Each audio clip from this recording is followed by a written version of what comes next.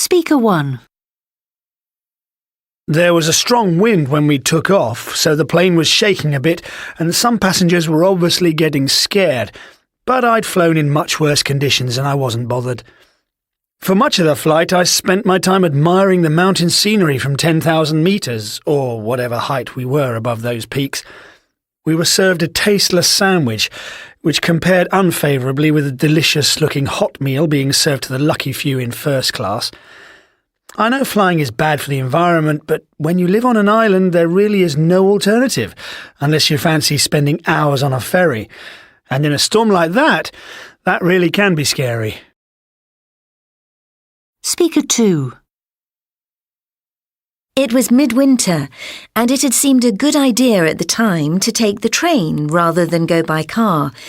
As I bought the tickets online at home, I thought about relaxing while I ate a tasty meal, admiring the beautiful countryside from the window, and maybe even having a good chat with an interesting stranger sitting next to me.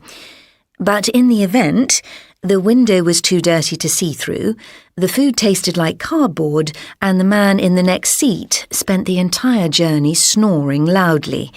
The train got in on time, but long before then I was wishing I'd driven instead, whatever the risk of hold-ups and accidents that might have involved.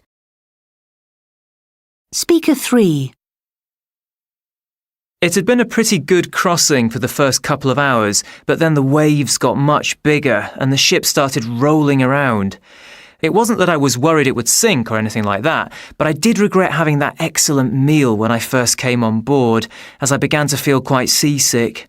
That uncomfortable feeling in my stomach lasted the whole voyage, and I was relieved to see the harbour eventually appear in front of us, even though it was in a rather unattractive port city. Fortunately, we got in well ahead of schedule, no doubt assisted by the very strong wind blowing in the same direction as us. Speaker 4. I was meeting my parents at the airport, and as it would have taken nearly 3 hours by train, I took a cab instead. It was a long way on boring motorways through dull countryside, and I thought I might regret going by road, but I had such a good chat with the driver that the time just flew past, which was just as well, because we were held up for ages in a really bad jam, and despite all the driver's best efforts, without taking any risks I should add, we were never going to make it on time. To make matters worse, my parents' flight arrived early, but at least they were able to have a good meal at the airport while they waited for me. Speaker 5.